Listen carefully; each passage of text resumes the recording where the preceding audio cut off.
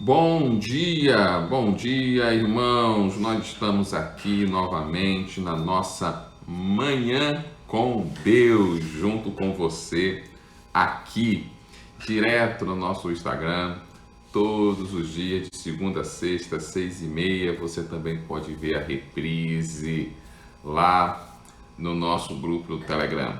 Então, vamos ficar esperto. Tá aí o pastor Joel, tá aí também o Johnny, o Donato, melhor falar assim, o Donato, Marluce e a Rogério. Bom dia também para vocês aqui na nossa Manhã com Deus. Já estamos chegando. Hoje nós vamos falar de Lucas capítulo 8 e vamos falar de uma oração, que essa é a oração que não precisa muitas coisas para ficar explicando, não precisa de muitas palavras, nem de muitas explicações, porque é a oração da intercessão, é a oração que nós fazemos todos os dias, desde o dia que começamos a nossa manhã com Deus. Nós sempre fizemos a oração da intercessão. Bom dia, Andressa, bom dia, Nenel, bom dia, Minias, bom dia, meu xará Severino. Severino, como é que tá? Tá 100% já? Não vou dizer pronto para outra não, porque ninguém quer outra, né? Doença ou coisa do tipo. Bom dia, isso aí, bom dia com autoridade, bom dia com vontade, né? Bom dia com ânimo, porque é a única coisa que nós podemos fazer nesses dias difíceis é não desanimar, é não perder a fé, é não perder o ânimo. E contra tudo isso, nós estamos ali juntinho com o nosso Senhor. Bom dia, Helena. Bom dia, Hanna. É sempre bom ter a Hanna aqui. A Hanna já é nossa frequentadora assídua, né? Bom dia aqui, o meu querido Santos também. Bom dia, né? Bom dia, Lu Santos, oficial. É o oficial que tá aqui, não é o genérico, não, é o oficial, né? Bom dia, Josilene também. Bom dia a Josilene. Então, vamos lá na nossa Manhã com Deus, começando com o nosso capítulo 8, né? Que não é um capítulo curto, não. O capítulo 8 também é um capítulo longo, que nós vamos ler aqui.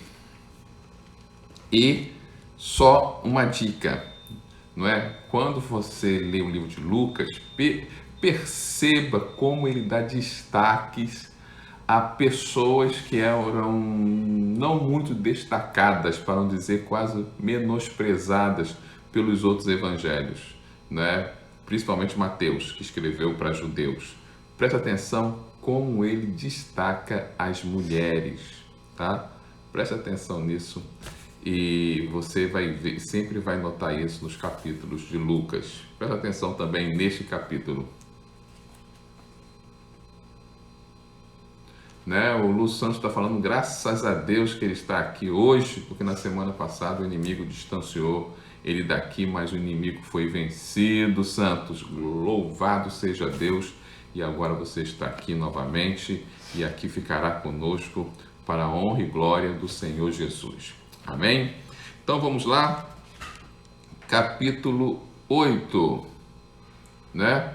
Olha só, a Ruth falou que Alessandro Figueira entrou. Seja bem-vindo, Alessandro, Nina, cada um de vocês. Capítulo 8 de Lucas diz o seguinte: aconteceu, disto que andava Jesus de cidade em cidade e de aldeia em aldeia, pregando e anunciando o evangelho do reino de Deus. E os 12 iam com ele. Também algumas mulheres que haviam sido curadas de espíritos malignos e de enfermidades.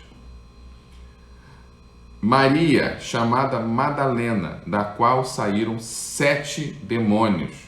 Joana, mulher de Cusa, procurador de Herodes. Susana e mais outras, as quais prestavam assistência com seus bens. Afluindo uma grande multidão, E vindo ter com ele gente de toda a cidade, disse Jesus por parábola: Eis que um semeador saiu a semear, e o semear uma parte caiu na beira do caminho. Foi pisada, e as aves do céu a comeram. Outra caiu sobre a pedra.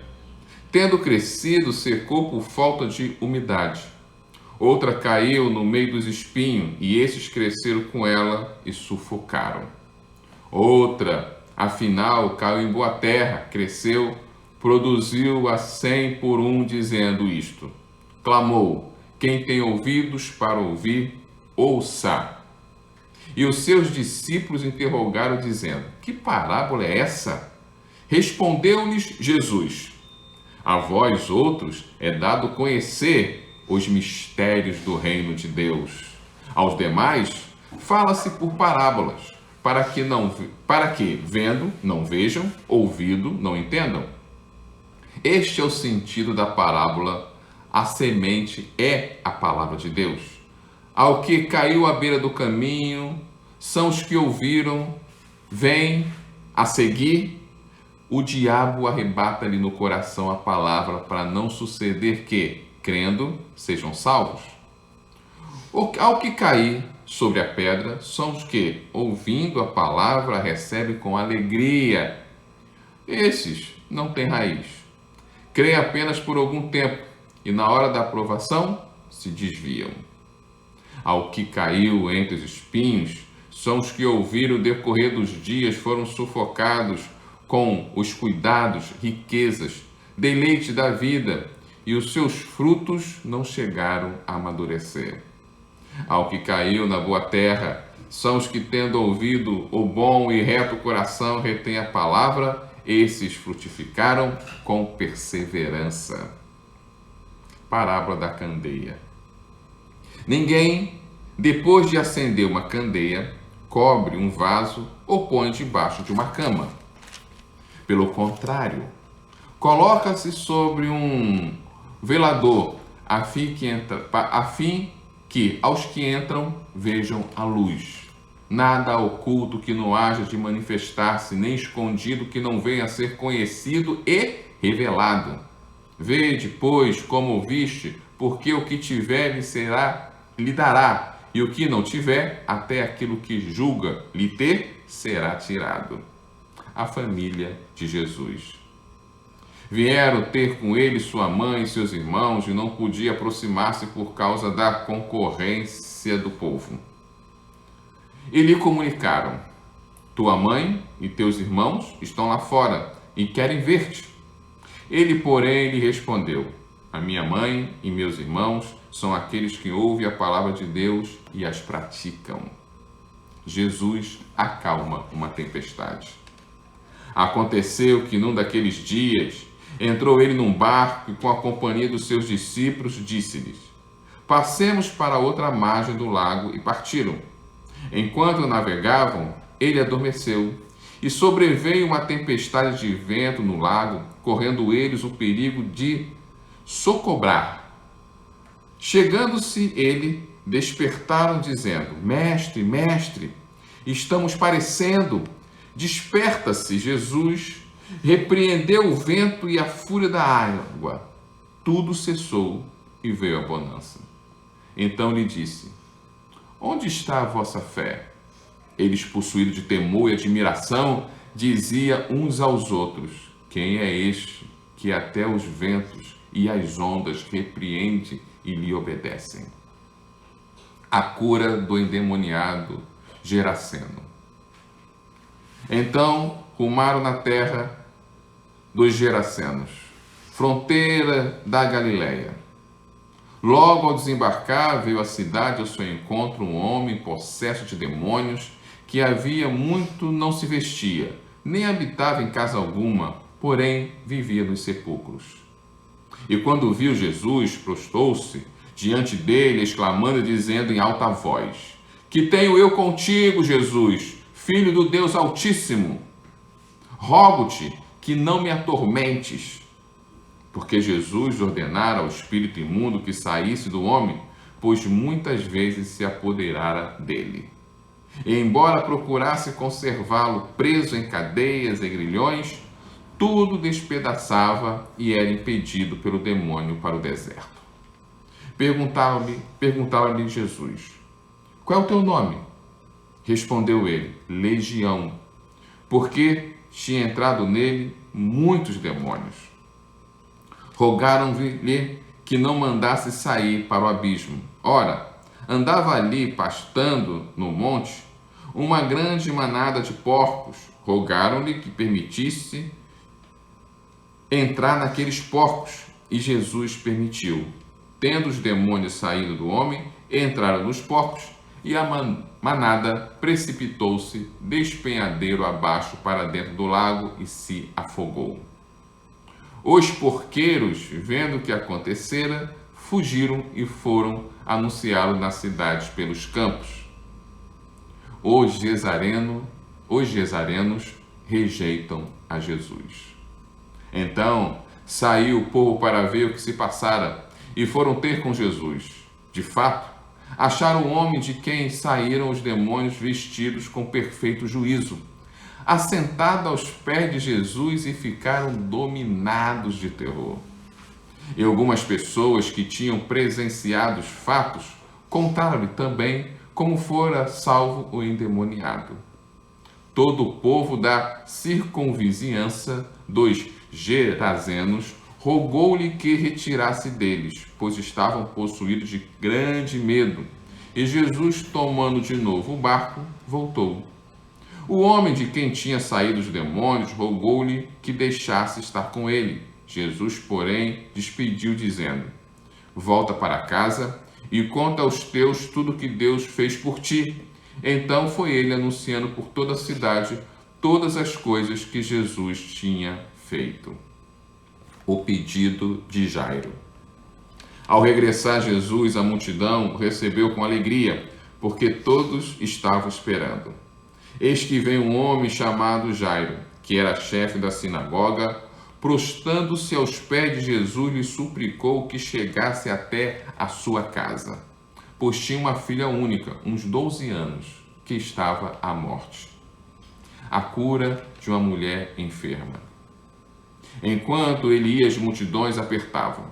Certa mulher que havia 12 anos tinha sofrendo de uma hemorragia e a quem ninguém tinha podido curar, e que gastava com os médicos todos os seus haveres. Veio por trás dele e lhe tocou uma orla na veste, e logo se lhe estancou a hemorragia. Mas Jesus disse: quem me tocou? Como todos negassem, Pedro, com seus companheiros, disse: mestre, as multidões te apertam e te oprimem, e dizes: quem me tocou? Contudo, Jesus insistiu: alguém me tocou, porque senti de mim que saiu poder ou virtude.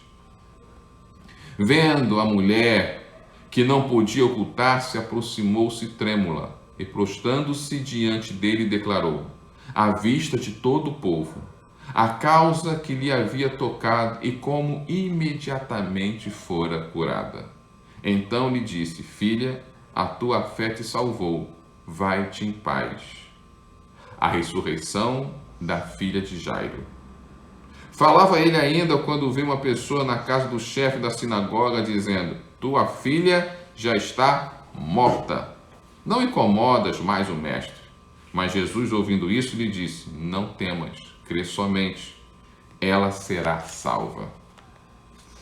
Tendo chegado a casa, ninguém permitiu que entrasse com ele, senão Pedro, João, Tiago, e bem assim o pai e a mãe da menina. E todos choravam e pranteavam, mas ele disse: não choreis, ela não está morta, mas dorme. E riram-se dele, porque sabiam que ela estava morta. Entretanto, ele, tomando-a pela mão, disse em voz alta: menina, levanta-se. Voltou-lhe o espírito. Ela imediatamente se levantou e ele mandou que desse de comer. Seus pais ficaram maravilhados, mas ele lhe advertiu que ninguém contasse o que havia acontecido. Que coisa fantástica. Primeiro, lembra-se o que eu disse, Lucas dá um destaque especial às mulheres. Você viu nesse capítulo, ele chega a afirmar que existia um grupo de mulheres que sustentavam financeiramente Jesus e o seu ministério, já que agora Jesus estava não só sozinho, mas com 12 homens que largaram seus trabalhos e viver só na pregação do Evangelho. Como é que eles iriam ser sustentados? Como eles iriam sustentar suas famílias que ficaram em casa para eles seguirem Jesus? E aí Lucas explica isso, explica que um grupo de mulheres conseguiram sustentar financeiramente Jesus e seus 12 discípulos. E ele coloca essa lista destas mulheres, né? E eram mulheres que tinham condições financeiras para tal. Mas o que me chama a atenção aqui é que é o milagre da filha de Jairo. Porque ela estava morta e Cristo foi lá e ressuscitou. Sem dúvida nenhuma, ressuscitar alguém dentre os mortos é o maior de todos os milagres que alguém pode fazer em nome de Deus aqui na terra. É o maior de todos, porque a pessoa estava morta. Não há solução para a morte, a não ser o poder de Deus. Mas eu quero mostrar aqui a estratégia de Jesus para animar Jairo, para colocar fé no coração dele. Perceba, se você vê o verso 42 desse capítulo, que a filha de Jairo tinha 12 anos. Veja lá. Depois, pega a Bíblia, pega o versículo 42 e você vai ver que a filha de Jairo tinha 12 anos. E ela estava com uma doença à beira da morte. Ela não tinha morrido quando Jairo foi atrás de Jesus, mas ela estava gravemente doente e à beira da morte. É isso que diz o verso 42. Ele amava sua filha, talvez seja a filha única, a Bíblia não diz, mas ela tinha 12 anos. E é importante dizer que Lucas faz questão de frisar isso, destacar a idade dessa menina. E eu vou mostrar por quê. No meio do caminho, para onde estava indo Jesus? Para a casa de Jairo, para orar e curar a filha dele. É claro, Jairo era uma pessoa de destaque na sociedade. Jairo era o líder da sinagoga dele. Então, como era uma pessoa conhecida, certamente as pessoas sabiam ou falavam uma para as outras, dizendo: olha, Jesus está indo na casa de Jairo. Fazer o quê? A filha dele está gravemente doente, está à beira da morte. E ele diz que vai lá para orar. Vamos ver o que ele vai fazer, se ele vai conseguir curá-la. E as multidões se reuniam para ver, de forma curiosa, para saber o que ia acontecer. Todo mundo ali, um falava para outro, e quando alguém via aquela multidão andando, se aproximava: o que está acontecendo? Jesus está indo para a casa de Jairo. Fazer o que lá na casa de Jairo? Vai lá orar pela filha dele que está gravemente morrendo, gravemente doente, à beira da morte, melhor dizendo. E o pessoal diz: vamos lá. E a multidão aumentava. No meio do caminho, e eu imagino que isso pesava o coração de Jairo, porque aquela multidão estava atrapalhando a velocidade que Cristo estava chegando na sua casa. Ele sabia que a sua filha estava, gravemente doente. Jesus está querendo que Jesus vá para minha casa. Se a multidão só aperta Jesus, só aumenta, daqui a pouco minha filha morre, não dá para apressar porque a multidão não deixa Jesus apertar o passo. Eu imagino como pai a angústia do coração de Jairo. Eu imagino. Agora, Jesus não imaginou, Jesus sabia. E Jesus pensou: Jairo precisa de fé, porque quando eu chegar lá, a sua filha vai estar morta. Ele precisa de fé, porque as coisas acontecem pela fé. E eu tenho que mostrar a Jairo que as coisas acontecem pela fé. Mas como eu vou ensinar isso a Jairo no meio do caminho até a sua casa? E aí, Deus providencia uma circunstância. Guarda essa palavra, circunstância. Deus providencia circunstâncias para nos ensinar algo, algo poderoso, algo de útil, algo muitas vezes essencial para que nós possamos superar alguns desafios que tem na nossa frente. Tudo que passamos, as circunstâncias que passamos hoje, elas são muitas vezes plano de Deus para nos moldar, para nos ensinar. E esse ensinamento, esse moldar de Deus diante das circunstâncias, ela é necessária, ela é muitas vezes imprescindível para criar em mim uma resiliência ou uma fé ou um amadurecimento necessário para as provações e as lutas que eu vou ter no futuro. Eu não sei as lutas que eu vou ter amanhã, mas sei que Deus já está me preparando para essas lutas. Como? Criando circunstâncias hoje que vão moldar a minha vida. No meio do caminho, naquela multidão, Jesus cria uma circunstância. Qual? Chega uma mulher que tem uma doença de fluxo de sangue, incurável. Já procurou vários médicos. E quanto tempo aquela mulher sofria daquele mal, daquela hemorragia? 12 anos. Você pode olhar ali o texto que diz no verso 43 que aquela mulher sofria daquele fluxo de sangue por 12 anos. Qual era a idade da filha de Jairo?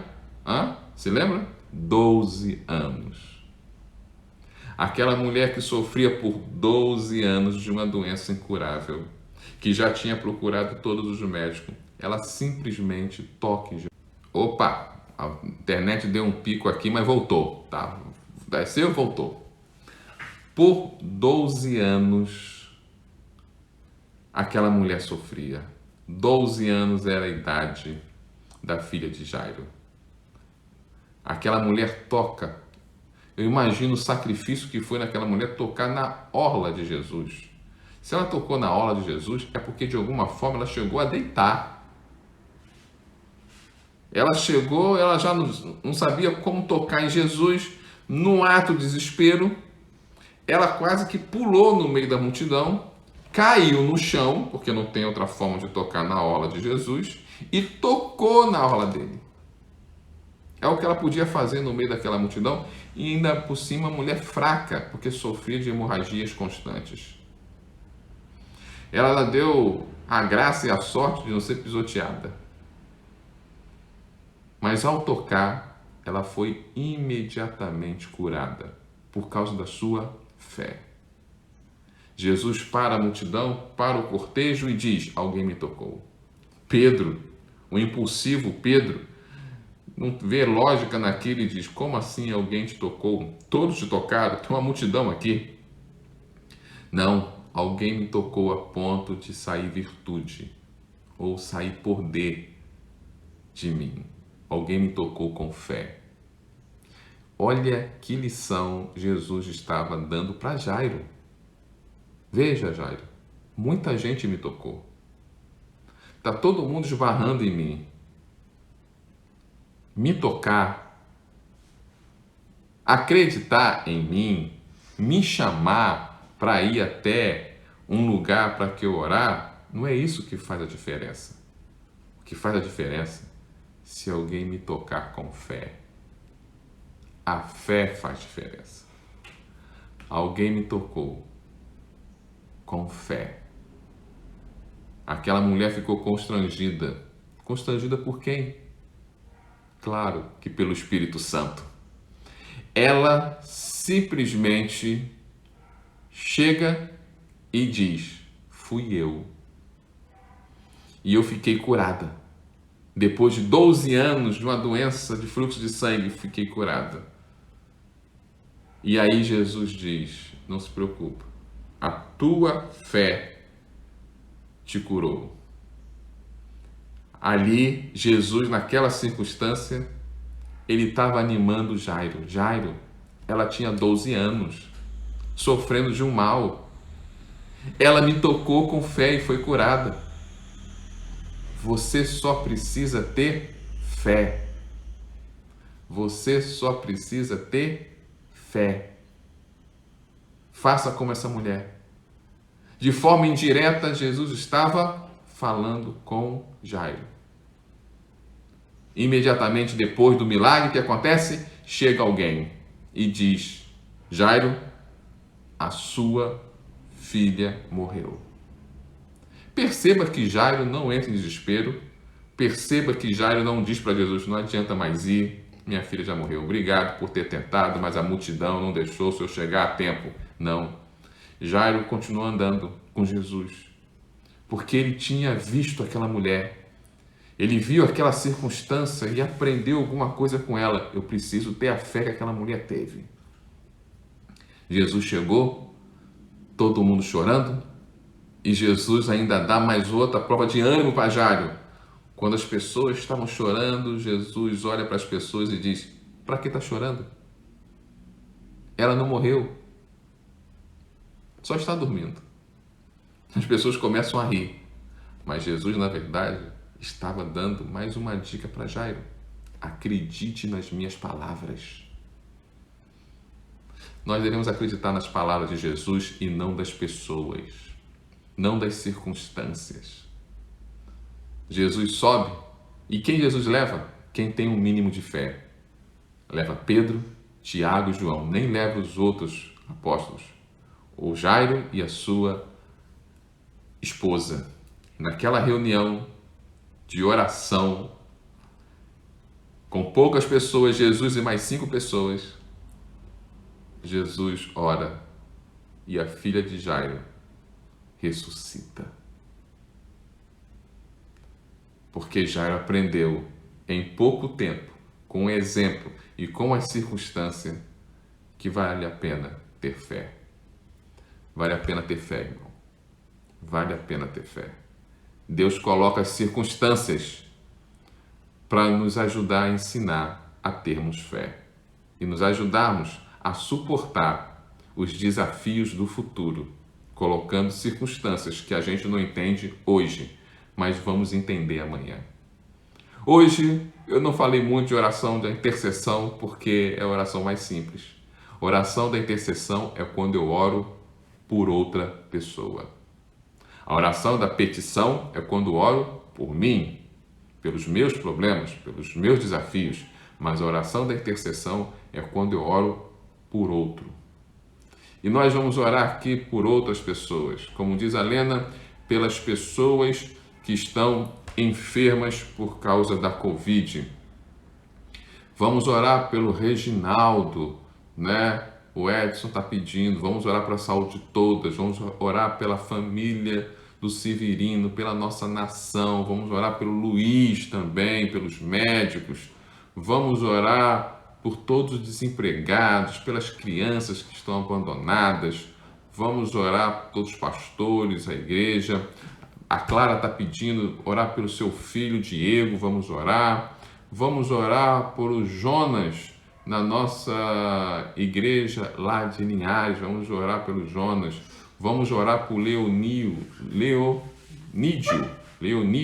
que está entubado também com a Covid. Vamos orar para a irmã Conceição, que está se recuperando da Covid, mas ainda está debilitada. Vamos orar por eles. Então, vamos orar juntos aqui? Senhor Jesus, Pai amado, queremos colocar diante de Ti essas pessoas. Queremos orar, Pai amado, pela Nete, que está internada com a Covid. Queremos colocar aqui o Reginaldo também. Queremos colocar a saúde de todos nós. Queremos orar pela família do Severino, pela Lena, pela nossa igreja, pela nossa nação, Pai, e pela vida do Luiz. Colocamos aqui, Pai amado, não só o Luiz, como a Fabiola, o Pablo Martins e o Wilton, irmã da Ana, que também está com Covid, Pai amado, situação difícil. Queremos colocar todos que estão desempregados, colocamos aqui o Josafá, colocamos aqui o André, colocamos aqui a Ana, colocamos todos que estão desempregados que nós conhecemos, Pai. Queremos colocar, Pai amado, os pastores da nossa denominação, queremos colocar aqui a família do pastor Fausto, que faleceu, Pai amado, na segunda-feira, de domingo para segunda, por causa da Covid. Que o Senhor possa estar consolando os familiares e consolando a igreja Itatiba, do qual ele pertencia. Que o Senhor possa estar abençoando o Diego, Pai, abençoe o Diego aqui, Senhor Jesus, e ajude também o Jonas, Pai amado, na nossa igreja lá, Nazareno de Linhares, também o Leonídio, que está entubado por causa da Covid-19. Oramos pela irmã Conceição, Pai amado, que está se recuperando ainda da Covid, mas ainda está muito debilitada. Colocamos, Pai amado, o pedido do Nenel, perseverança, que ele possa perseverar na fé e crer no agir e no mover de Deus para a sua vida, Pai amado. Colocamos diante de Ti, colocamos, Pai, o grupo Vida da família e o grupo Vida das mulheres, dos casais da nossa igreja, a saúde de todos, Pai. Colocamos diante de Ti, Pai amado, o nosso grupo Vida de hoje também. Colocamos a vida de cada um de nós aqui. É que eu te peço e te agradeço, no nome santo e poderoso de Jesus Cristo. Amém e amém. Deus te abençoe, irmãos. Deus te abençoe nesse dia. Deus possa te proteger no meio dessa pandemia de uma forma especial. Amém? Então, amanhã nós estaremos aqui às 6h30 da manhã. Mas não esqueça de divulgar o nosso Manhã com Deus. Vamos lá para nossa... Vou aqui tentar fazer um sorriso para que você possa tirar uma foto e colocar. Eu também vou tirar uma foto e colocar aqui nas nossas redes sociais para divulgar nossa Manhã com Deus. Sou péssimo para foto, mas vamos lá, não é? Deus te abençoe, divulgue, evangelize e ore por nós, pela nossa nação nesses dias difíceis. Tchau, irmão, e até amanhã às 6h30 da manhã. Não esqueça, a apostila está no grupo do Telegram dessa semana. Deus te abençoe.